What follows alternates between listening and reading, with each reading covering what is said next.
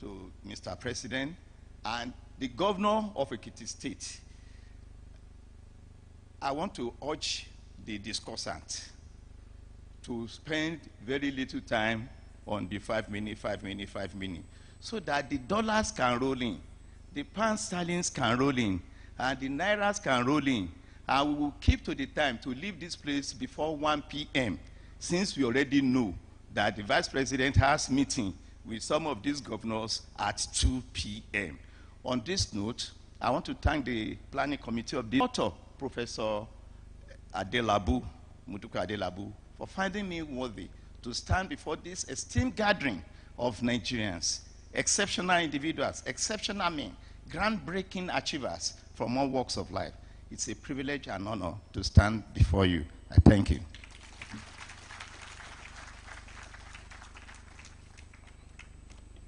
Thank you very much. Please put your hands together some more for him. To say that he came with a paper and he didn't look at it, that was awesome. Thank you, sir. I was invited once to come and MC the commissioning of a bridge by a minister who had not read his speech before that day. And his PA managed only to print one copy of the speech. We were standing on the bridge and the minister was ready. But in between collecting the speech from his PA and reading it, there was a bad wind that came and took the paper from his PA's hand. And the speech went into the river. So he looked at me as the MC, looked at his PA, and looked at the crowd that was waiting for him to speak. And he had not read his speech before that day. So he looked at them and said, "Ladies and gentlemen, with my speech in the river, I hereby commission the bridge." We are going into goodwill, into discussing this. The book reviewer had already set the tone. And permit me at this point to invite one who will be speaking. He stands as a pillar among men, a politician whose vision shapes the dawn of a nation. He's a policy expert, and his wisdom casts path where loves become lifeblood, and governance a symphony of justice. Distinguished guests, ladies and gentlemen, I'll just tell you a little about him. He was a special assistant to the Minister of Education in 1993, a commissioner for education in 2003 in Kwara State, a member of Nigerian National Assembly's Constitutional Review Committee in 2005, and then he became Minister of Youth Development in 2011. He was National Publicity Secretary of the All Progressive Congress and now a board member of the Nigerian National Petroleum Corporation. Ladies and gentlemen, please put your hands together as I invite the first discussant, Alhaji Bolaji Abdullahi, OON. Please put your hands together for him. Can we clap for him, please?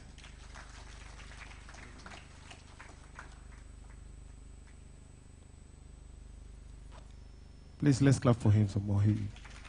If you clap now, you will avoid the greeting ministry.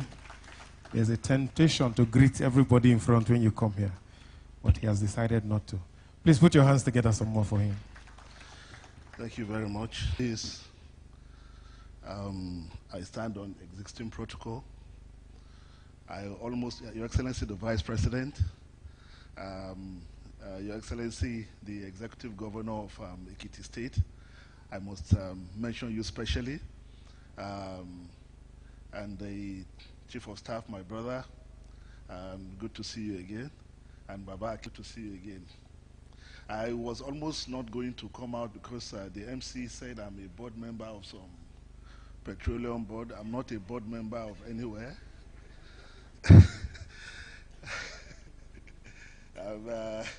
I'm jobless in case anybody has a job to give me. Well, I thank you very much. It's an honor to be here. And I must commend especially Professor ADELABU for this remarkable feat. Education is a subject that is very dear to my heart, and which I have dedicated a considerable part of my life to, especially basic education. One question that has continued to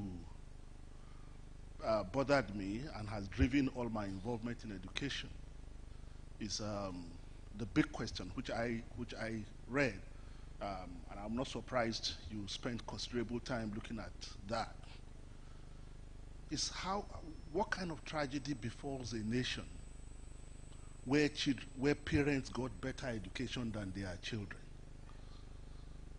Because that's what has happened to us. In the past, you could take it for granted that a child who has gone to school will be educated.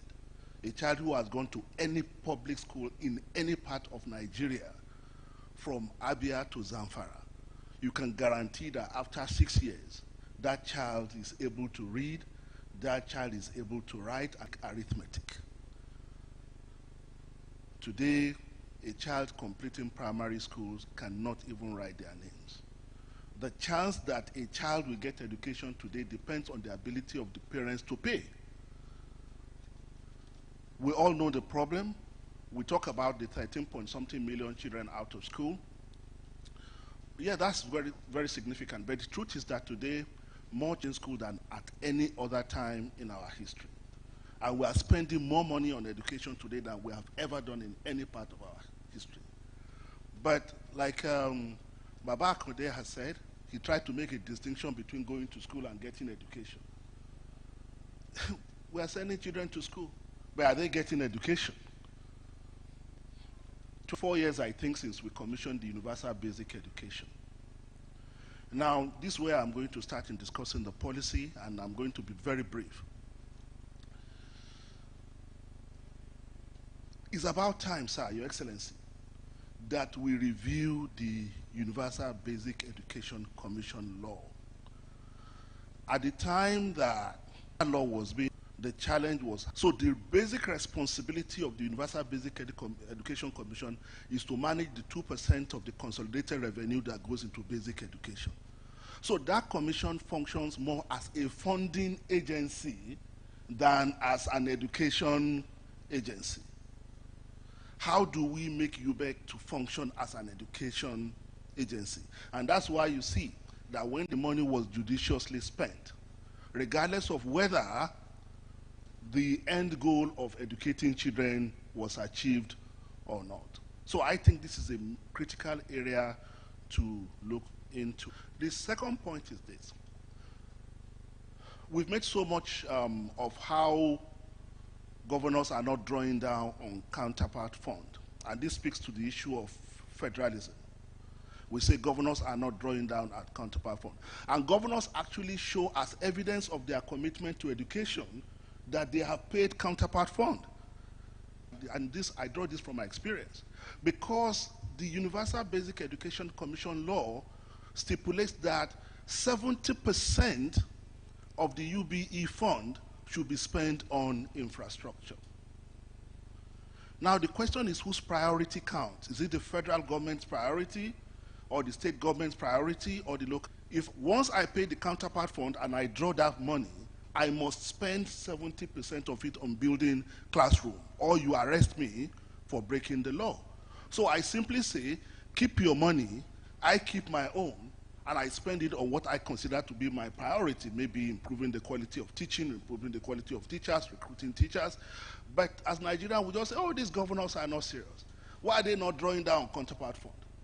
But until we look at that law again and allow and understand that basic education, the priority of basic education must be driven from the government, from the local government and the state level, then we'll continue in the way we have. The last point I'm going to make is, recently we're talking about autonomy of local government. The greatest concern that I have is that things are bad as they are. But now we're about to put the most important level of our education in the hands of the weakest tier of government. We need to ask ourselves this question. Are we prepared to do that? Is there a commensurate level of capacity at the local government level that can handle the sophisticated and the complex reforms? I mean, when I read Professor Adelabu's book, the politics that go into, and that's dropped from my experience as well, the politics that go into changing one critical factor in reforming education, it's unbelievable. And I like the way she said navigating, because you are constantly maneuvering to be able to change one critical factor. When I found that majority of our teachers in Kwara many years back when I was commissioner, I found that majority of teachers weren't up. So we said, okay, let us even, this is what we want children to be able to do at the end of their primary education. Now, can our teachers do these things? So we asked them to write an exam based on primary 4 curriculum. Out of about 19,000 teachers that sat for the exam, only 75 met the minimum benchmark of 80%. Out of about 19,000, 75, not 75, 75%, 75, less than 100, were able to meet the minimum threshold of 80% in a primary exam based on primary 4 curriculum. And believe me, Kwara State is not the worst in this country in terms of education. So what we are saying is that these teachers were also victims of a system that have failed for a very long time. So now, maybe I misadvised Dr. Fayemi. He tried to do this thing in Ekiti, and we know what they did to him. Now we want to put that responsibility in the hands of local government. I think we need to think about it again. Thank you very much, Andrea. Thank you very much, Honorable. We appreciate you for your presence. Thank you very much. Very profound. That's my brother in whom I'm very, very proud of, from Kwara. Thank you. He has spoken about standards. He has spoken to funding. He has also spoken to review of the UBEC law for us to set priority. How ready are we as a country? I'm sure that it's not just about education, even health, at that level of governance. How prepared is that level of governance to ensure that we get the standards for which we are all gathered here today? We're moving on quickly. A lot has evolved within the struggle of gender equality, and one Nigerian name stands out all the time, all the time. I call her born in Liverpool, and having moved to Nigeria, co-founder, African Women's Development Fund, chair, board of trustees, African Women's Development Fund, minister for youth and social development. I would say should be commissioned. Graphical error here. But most importantly, Erelu Bisi, to me, is a prominent feminist and politician. Erelu Bisi Fayemi has all her life, at least since I've known you more than 20 to 25 years ago, has been a constant advocate for women's rights and gender equality in Nigeria. Her work speaks Ekiti State. We have, at the point where governors were not quite sure the capability of women, she made sure that we had women in governance. Her work spans various rights that she brings humanity to bear. She has the mantra, which we all believe in, sharing your wrapper and ensuring that every naked body is covered. Our next discussant, Her Excellency.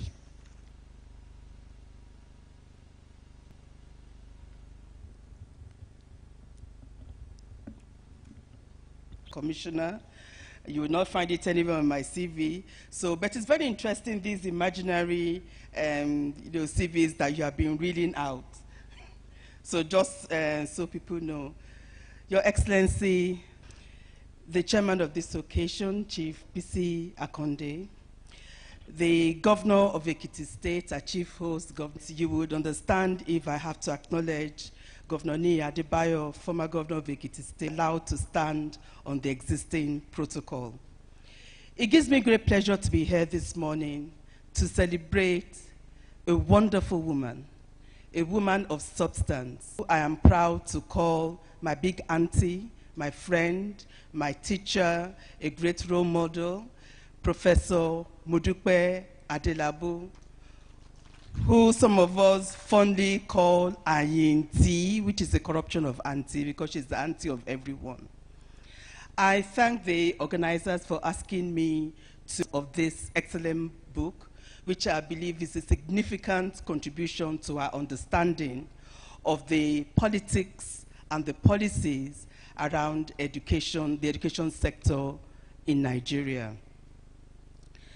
Now, I was saying this 2 days ago at a book reading in Ado-Ekiti, the United Nations, and then regions are supposed to make their own finally agreed upon at the conference itself.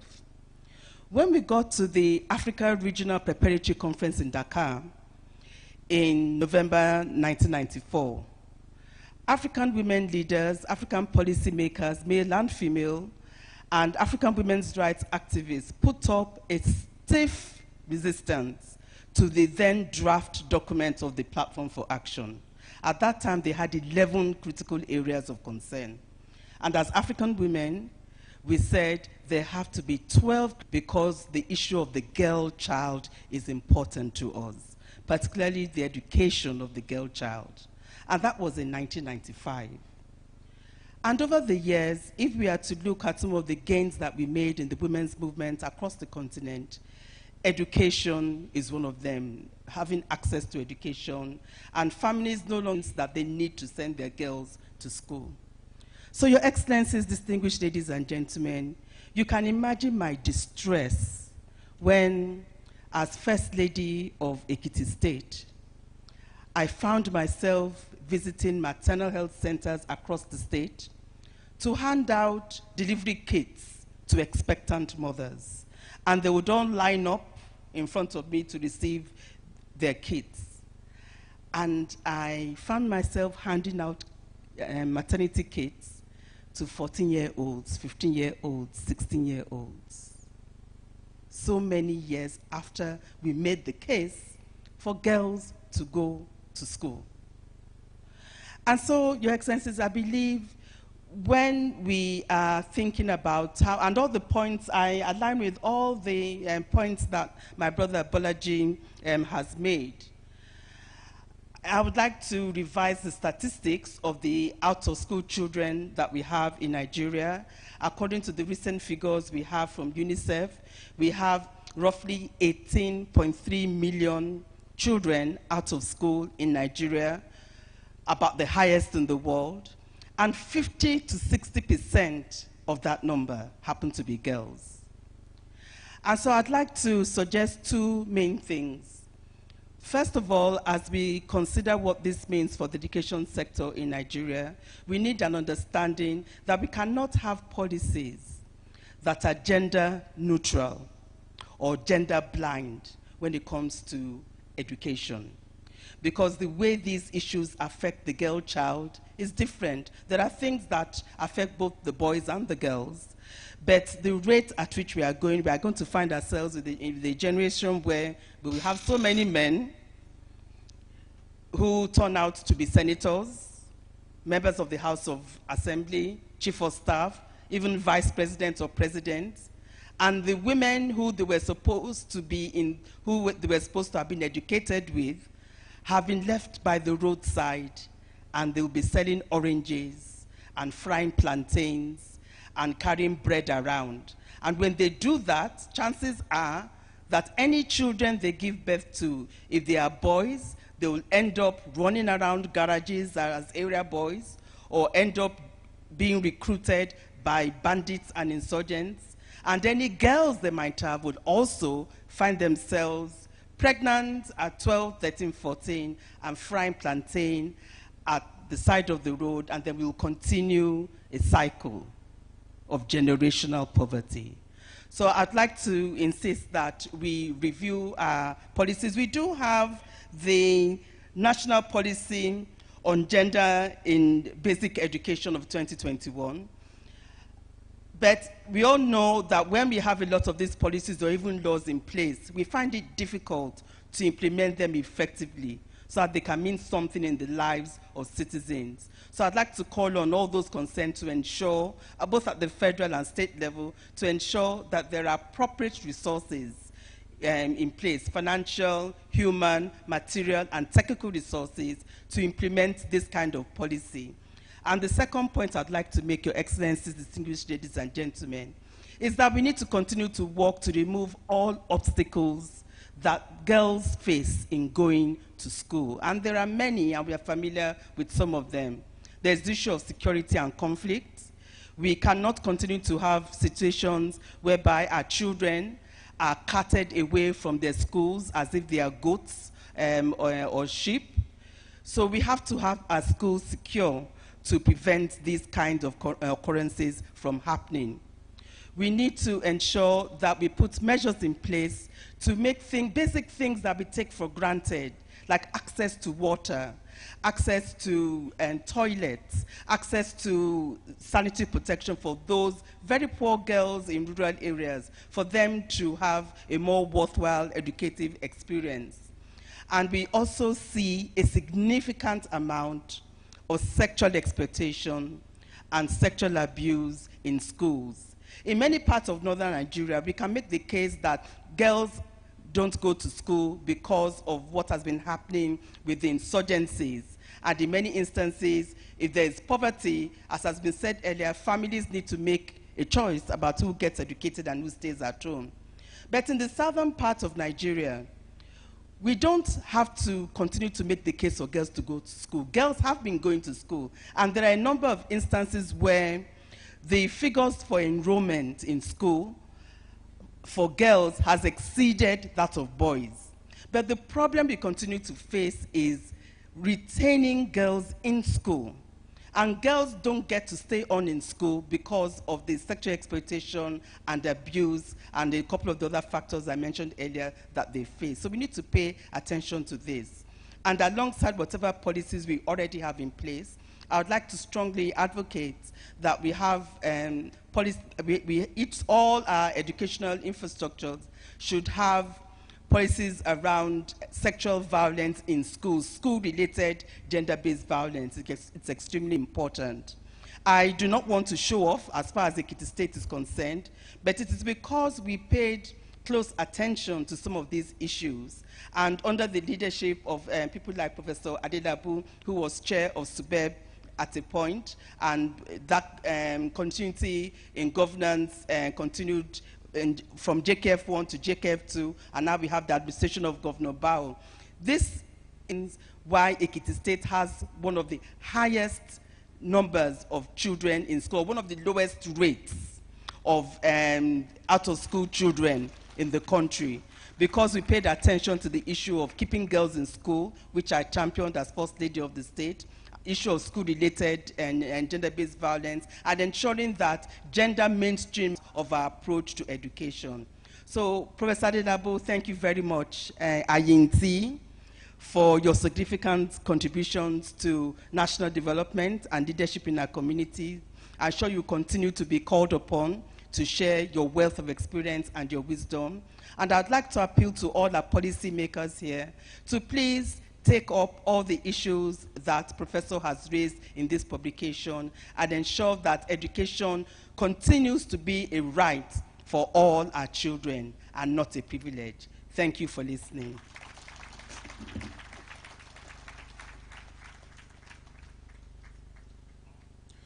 Thank you very much, ma'am. Another round of applause will be in order.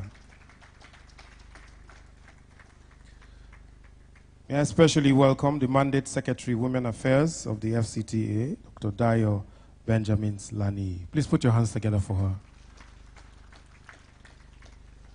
Ma'am, can we just recognize you properly? Can we clap for her some more? Thank you, ma'am. It's good to have you with us. This is a quick announcement to tell you that to make our work easy and swift, we have some pledge forms. And we'll start off by sharing for those in front because we'll need it quickly. I know that you made your buying decisions already, but if anybody can influence it and the person is not here, you can also phone the person quickly to say, look, I wanted to write 10 million, but I think together we can make it 50. So it's just that we need the ushers will go around now and share the pledge forms. For those who will want to speak also, would like to take your names down. But this is the easiest way to get this done so we can move on. The pledge forms are very easy to fill.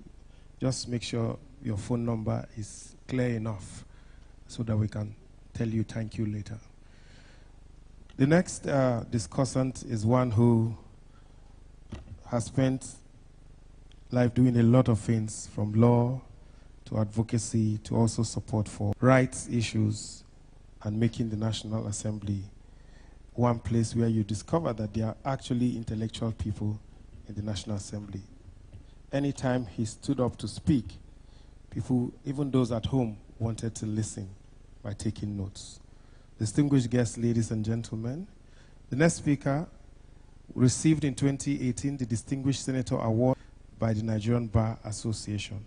He's a seasoned professional, a lawyer and politician with a distinguished career in the realms of justice, identity management, and of course, his life has been characterized by a profound commitment to upholding the rule of law and advancing democratic processes. He was chairman, Senate Committee on the National Identity and National Population, and people describe him as the one who helped in the passage by sponsoring the National Identity Commission Act, and he has also co-sponsored the Electoral Act Amendment Bill 2018. Distinguished guests, ladies and gentlemen, our next discussant will be Distinguished Senator Olubunmi Adetumbi. Please put your hands together for him.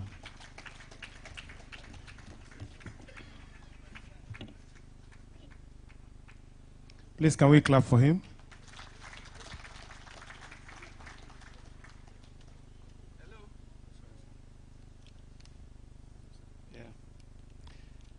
Your Excellencies, Mr. Vice President, the Governor of my state, all other Excellencies, the Chief of Staff, Mr. President, distinguished ladies and gentlemen. I had to be looking around myself if by that introduction, whether I'm the person that is being referred to. First and foremost, I'm not a lawyer. I didn't receive any award from Nigerian Bar Association. I'm an economist, a garage boy economist, and that is. I think my job has been made simpler by the last two speakers. But I would like to draw attention to an important measure. My sister has done an excellent work of providing us with a chronicle of the iterations of basic education policy in Nigeria, from pre-colonial to the current period. And he has done an excellent job that will be good for scholars, students, and policymakers. So we congratulate you. I took time to read through the book so that I can speak to context. And it was an excellent read. I was very, very well educated. Erelu quoted the number of out-of-school children, 17.8. It's not a lot of numbers compared to the population of Nigeria. But it's an unenviable reputation to be one of the worst 3 countries in the whole world with children out of school. I think we're lagging behind India, and Pakistan is the 3rd, while Nigeria is in the 2nd position.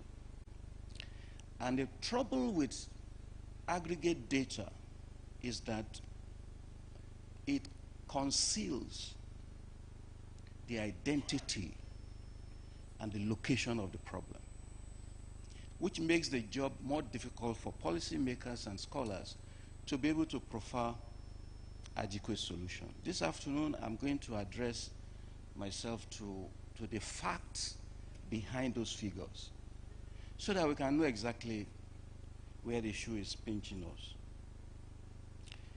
Of the 17.8 million children out of school, 13 of them, 13.1 million or so, is coming from the northwest and the northeastern zone of this country. And that's a major indicator of where our focus should lie.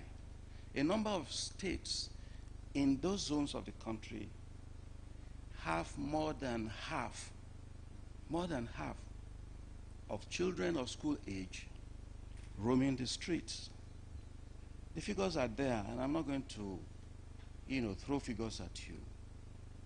But it will interest you that of every 10 children that need education in this country, 7 of them are from those 2 zones.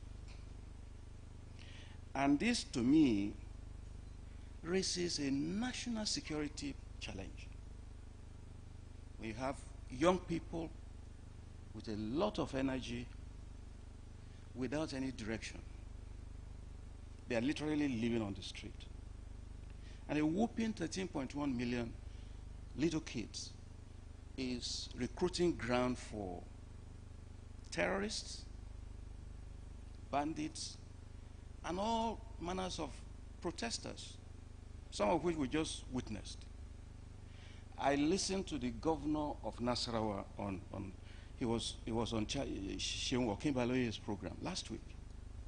And he was saying that most of the kids that were rioting in Lafia, in Kefi, in Nasarawa states are out-of-school children.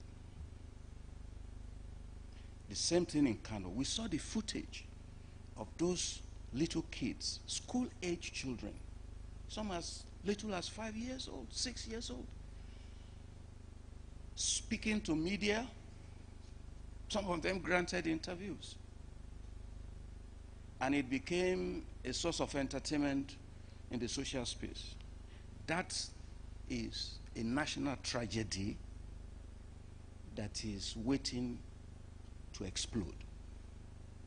Because the insecurity we are witnessing now is they are the graduates of out-of-school children of 10, 15 years ago. And the figures we are quoting now are the likely victims of the ills of our society, the insecurity of our society in another 5, 10 years. So these are predictable challenges. They are consequences that are imaginable. They are not something that needs rocket science to search. Now, from both national security and human capital development perspectives, I think the out-of-school children statistics of Nigeria is a strategic national challenge that is having security consequences, and it also has economic consequences, because the number of children we are unable to put into the economy to generate output, employment, jobs, and income is the evidence that our economy will not grow at its fullest potential if nothing is done. I cannot come here to just analyze situations, but to also share with you a few thoughts. And I think Bolaji Abdullahi alluded to that. The UB was first initiated in 1976 by the Obasanjo military government. And this policy rests on 4 principles. The first one is that it must be compulsory. It is basic in terms of content and curriculum. It has to be free, meaning that it must be publicly funded from government budget, because it's a social investment that has a huge economic potential for the future, and it is expected that it will be universal. Now, if we look at the results of the outcome of UBE in some of the states that I've mentioned to you, it's in total breach of the principles of that policy. So legislation cannot solve a problem that is being breached.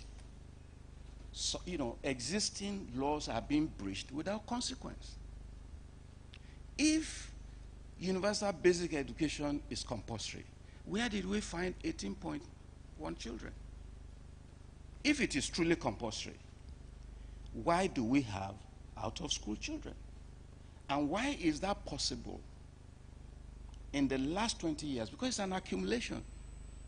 MDG ended in 2015. The statistics after MDG is not as bad as we have now, meaning that in the last 10 years, there's a decline of performance. What happened? Who is responsible? What did the existing legislation do to ensure that this kind of thing should not be happening under our watch? I think the time has come, like Bolaji Abdullahi said, for us to have a review, a national review of the Universal Basic Education Policy. And I think the National Council of Education should provide a platform for a robust national debate on this issue based on empirical evidence that is presented before it. What has worked? What has not worked? Why is UBEC working in the south and not working in the north? It challenges our federalism, that a one-cap suits all policy cannot be a mode of policy implementation in a federation. Clearly, the North needs its own education policy that addresses its needs, that is domesticated and useful to its purpose, and is able to take children out of school. I would also like to suggest for the audience of Mr. Vice President that we have Zonal Development Commission. The one for the North East has just been signed by Mr. President. The North Central has just been signed by Mr. President. And the Northeast is existing. Those commissions should be federal government intervention that focuses on this endemic problem of out-of-school children. They should be given a marching order to projectize the elimination of out-of-school children with federal funding in collaboration with governors of those regions to say, we give you a marching order. In a few years' time, we want all these children back in school. This should be done. Enough of roads, enough of contract bazaar, and let us invest on people. Finally, if universal basic education is compulsory, and by reason of inaction, wrongful implementation, willful lack of implementation, the time has come for us to criminalize out-of-school children between the ages of 1 and 12 years. Thank you, ladies and gentlemen.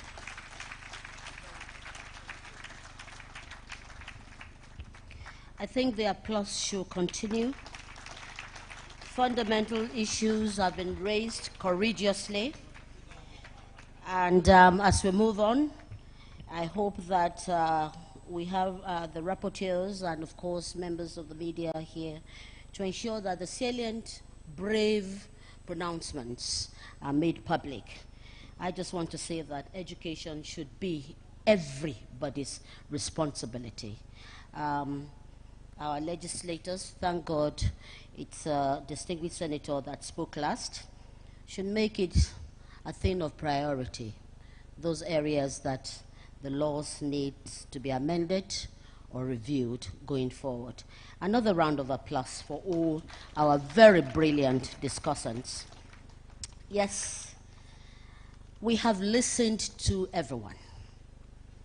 We need to listen to the author. Prof, yes, because times have changed. The agenda that I'm giving is what I'm dealing with now. Ma'am, before you come to the microphone, what inspired you?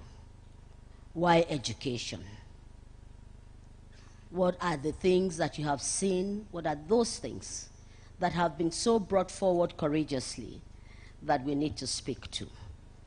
However, as I bring her to the microphone, Your Excellencies, all very distinguished ladies and gentlemen, let's celebrate this woman. If you have your program, you will see everything that you need to know about her. But I'm going to read a few paragraphs so that it resonates in us what you can do with your God-given talent. I'd like to call you on, ma'am, Professor MODUPE ADEOLA ADELABU. Please come up, ma'am. Is a retired professor of education administration at the Department of Educational Management of the prestigious Obafemi Awolowo University, Ile-Ife. She held the position of the head of the Department of Education Administration and has held several others from the academia, in governance, and of course in community building. Professor MODUPE ADELABU started her teaching career as a graduate assistant in 1976 in the Department of Educational Administration and Planning, OAU, where she rose to the post of professor in 2008. With professional academic career spanning nearly 5 decades, PROF has served in various capacities, dedicating her efforts to enhancing academic standards and fostering sustainable development within Nigeria. Notably, she was instrumental as part of the 15-member education resource person for UNDP, UNICEF, and UNESCO on diverse educational matters. She holds a fellowship award of Mount St. Vincent University, Halifax, Nova Scotia, sponsored by the Canadian International Development Agency. Professor ADELABU, and the applause is can send on to bed.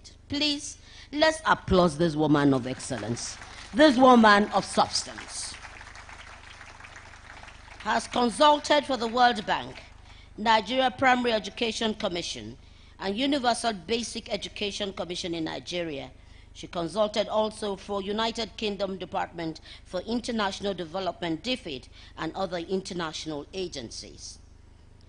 Professor ADELABU has supported the development of the private university sectors in the country, serving in various strategic capacities, including membership on the Planning and Implementation Committee of Joseph Ayo Babalola University.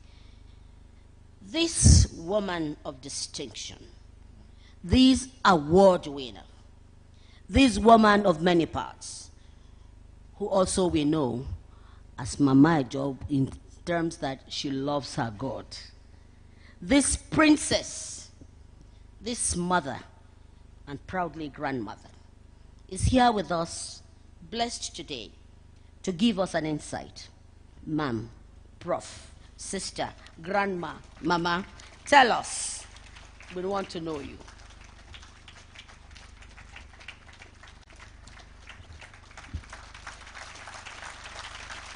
Thank you. Praise the Lord.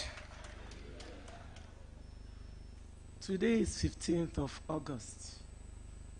It's a special day to me, very special to my family. First of all, it's the birth date of one of my grandchildren, we also named after my husband. But most significantly, today is my late husband's birth date. So it's a very special day. So before I continue, please, can you rise up for 1 minute of silence to honor this wonderful husband of mine and father of my children.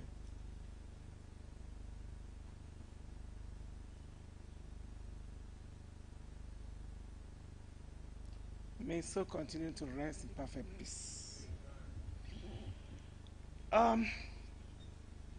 First of all, my governor, sir, you made a statement which I will refer to later.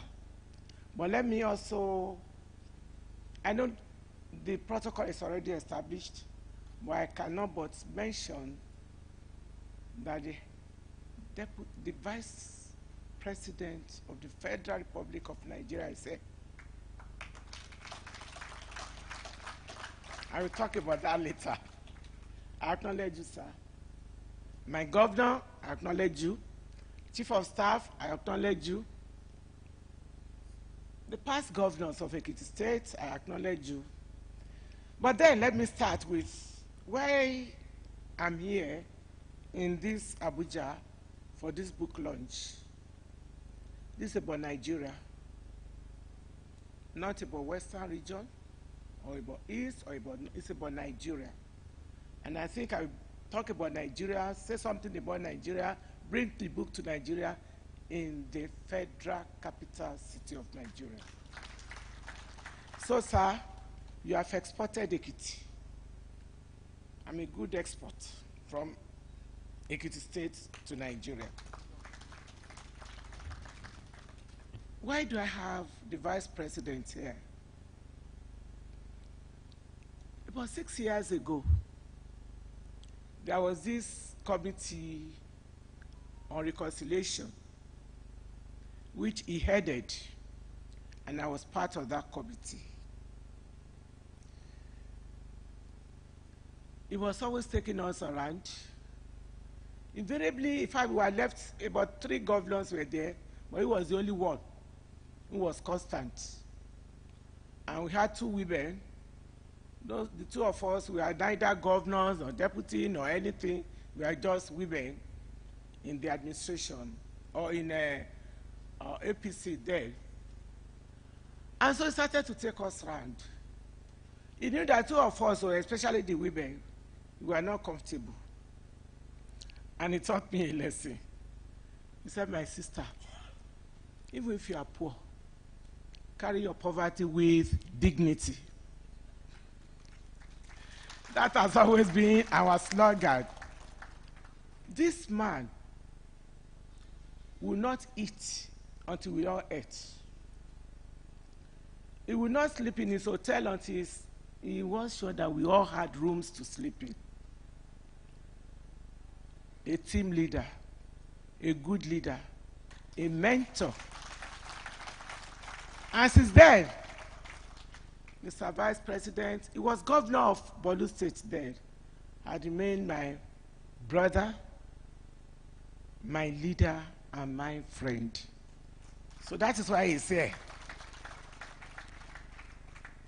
And also, like all of you have been saying, you have seen that you cannot come in without greeting Baba Akode.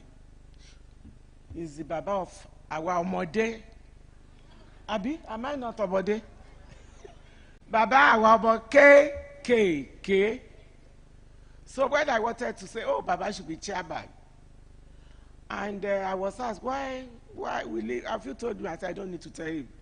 Baba will come. And here he is. My governor, the chief host, we've been together since Fayemi Ward, and he has always been my partner. They were halfway before I joined as deputy governor. So any questions there, any problems, I always ask him to lead me. And he had been very faithful. Even when I was deputy governor, he was commissioner, he was my teacher. And since then, we've been together, like son and mother. Chief Akeyelure is here. It's part of this program. Without him, maybe I wouldn't have married my husband, because he was my husband's very, very good friend. And my husband valued friendship. So he had to take clearance from his friends. He bought me before marrying me. So thank you, Chief, for allowing Mr. ADELABU to marry me. I must thank immensely the past governors of Ekiti State. They brought me from the classroom to come and practice what I learned in school. Dr. Fayemi, in particular,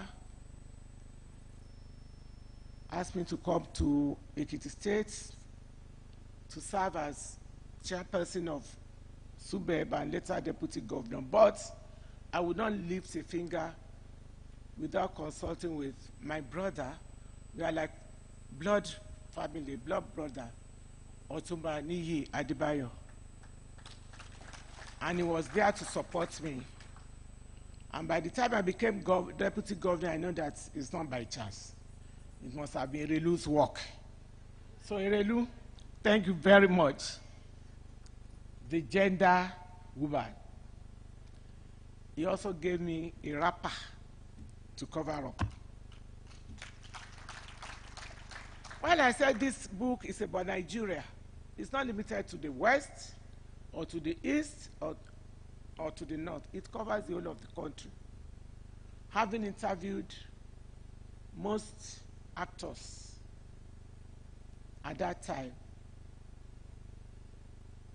and I said, the vice president is from the North, my chairman is from the West, I must need somebody either from the East or South to be the chief launcher.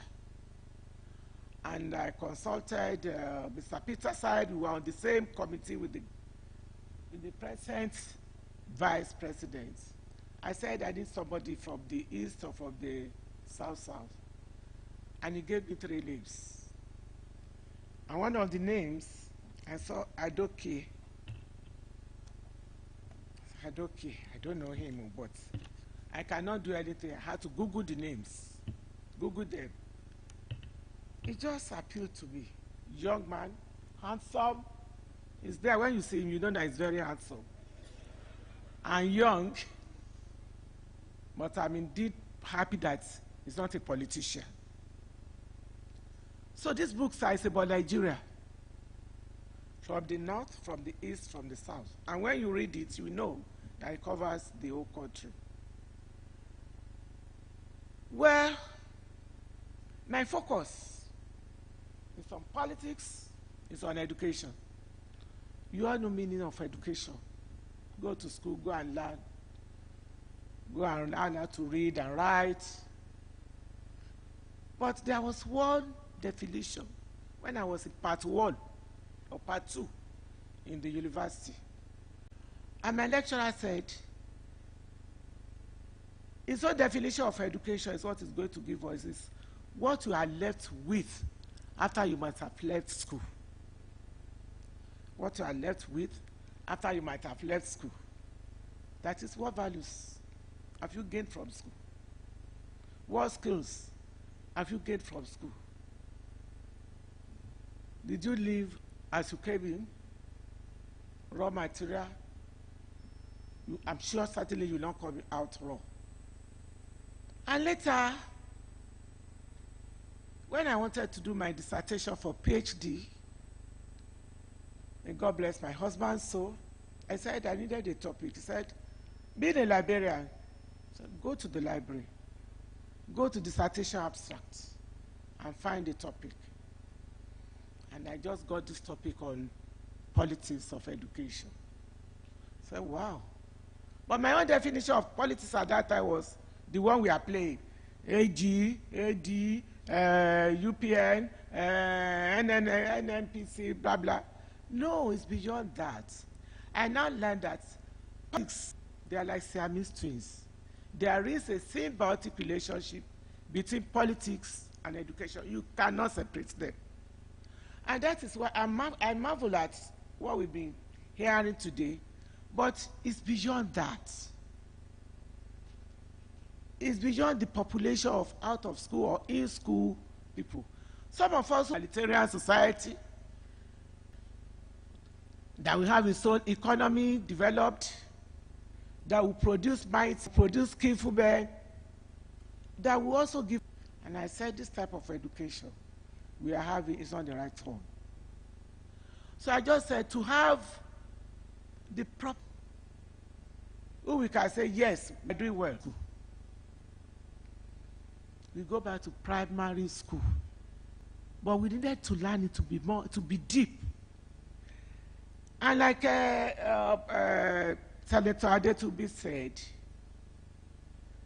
if we want to really train children in this country, let's look at our domestic environment.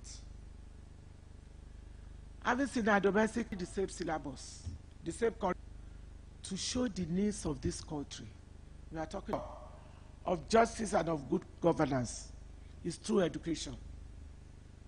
Think of not only of our domestic environment, but the global environment. Nigeria cannot stand as an island. Numbers of schools or students who are out of school, most of them just, they go in and they come out as a waiting. We are nostalgic now about the type of the education we had when we were in school. Primary 6, after primary 6, you go to secondary school 5 years, then you go to university. We are nostalgic about the things there. They helped us because the number, talk of number, we were very small. And before we started UBEC, we had Primary Education Commission. From Primary Education Commission, we went straight to Primary Education Board. From Primary Education Board, we went to Universal Basic Education Board and Universal Basic Education Commission. Thank God for, it was the first coming of Obasanjo that he really universalized education. That has to cover the whole country. Thinking of the political situation at that time, we are just out of civil war. You must bring back the students, the pupils, the children from the East. They must come back to school. You must help them, the country must help them and train them free of charge, freely. And what we have in our UBEC, like Senator Adetubi said, we are not practicing it. We don't have the political will. Let's go on the UBEC Act. And unfortunately, the UBEC Act that we had was in 2004. I'm not sure whether it has been revised. If we follow that act and everything in that act, we won't be where we are today. There are sanctions. If you are not in school, you have, your parents will be sanctioned, you yourself will be sanctioned, but nobody does that again. Even if there are legislation and there's will to back it up, it's useless. Then the first primary education, universal primary education we had in the southwest, in Western region there. You know, I went through the answers of the Western House of Assembly debates. It took me almost 6 months to go to the debate. Was strong. Everybody was involved. And the process was almost rational. But now we wake up one night, we begin a policy. That shouldn't be. So let us look at our national policy again of education.